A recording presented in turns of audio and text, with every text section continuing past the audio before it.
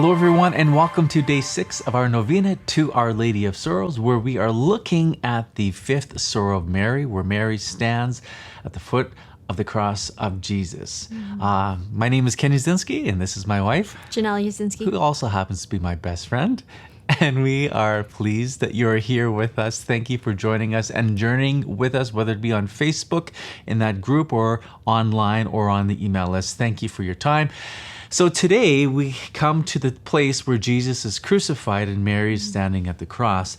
And in John chapter 19, we have two verses, verse 18 and 25, that just kind of summarizes really quickly what happens. And I think these two verses really lack detail. In verse 18, it simply says, they crucified him. And then in verse 25, now there stood by the cross of Jesus his mother. I mean, it's just simply stated like a reporter would report the facts. And indeed, these are the facts. But what were the details? What were the sights, sounds, and smells?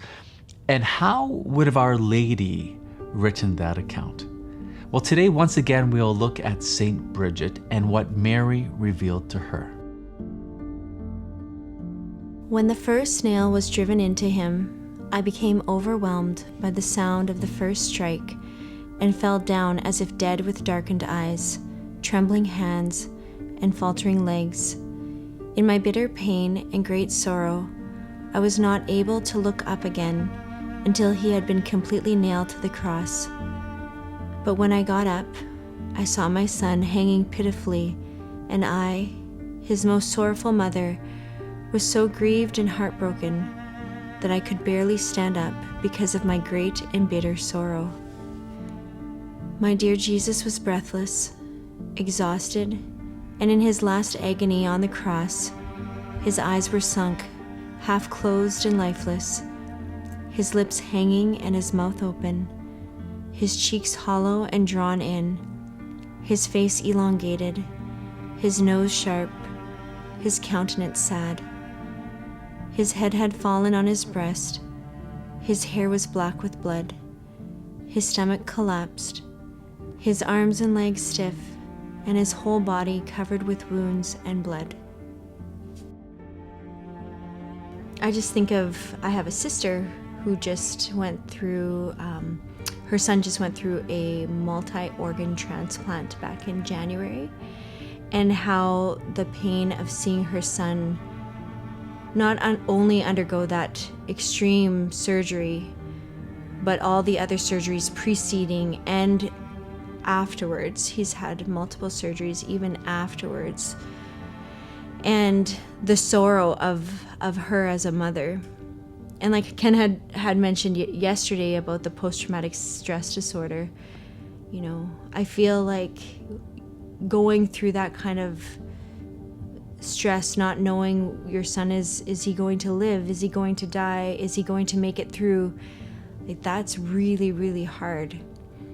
And I know sometimes we want to like numb that pain. And sometimes people do, you know, they'll take different kinds of medications so that they don't necessarily have to be there, be present with the one that's suffering. And I think of Mary, how she couldn't look up after she heard that first hammer sound of the nail, the hammer hitting the nail. And yet she didn't leave. She didn't flee. She stayed. She remained. Mary wasn't a passive observer at the crucifixion of her son. For just as the one you love suffers, you suffer with him. And Mary loved Jesus more than all others and suffered more than all others with Jesus. St. John Chrysostom said that had we been at Calvary, we might have seen two altars with two great sacrifices upon them. One, the sacrifice of the body of Jesus, and the other, the sacrifice of the heart of Mary. St. Bernard also points out something similar, where he states that at Calvary, Jesus' body was sacrificed, and Mary was there, and it was a sacrifice of her soul. I think he's speaking of the interior sacrifice of Mary. And I'd like you to think about one particular event as Mary stands at the foot of the cross, where she hears the words of her son, "I thirst." Can you imagine as a mother what you would be feeling and thinking in that moment. You hear the words, I thirst. The one who you gave birth to, the one who you nursed, the one you have nurtured, the one you have clothed, is upon the cross naked. And he needs comfort, and he says, I thirst.